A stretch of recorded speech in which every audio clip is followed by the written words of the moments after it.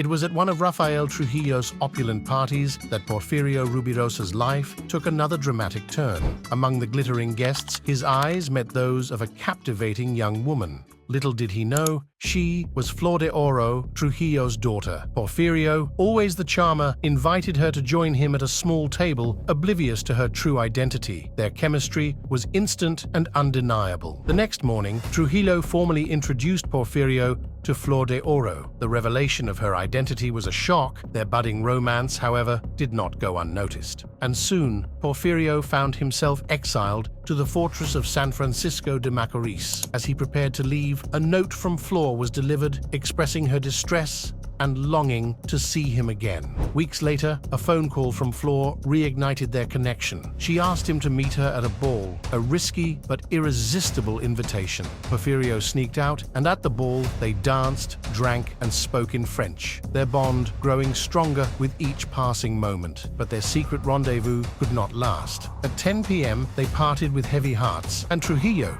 furious upon discovering Porfirio's presence, expelled him from the army. Cast out of the military, Porfirio sought refuge with his grandfather. With danger closing in, he was sent to a secluded cocoa plan. Flor's determination won over her father. She convinced Trujillo of her desire to marry Porfirio, and he reluctantly agreed.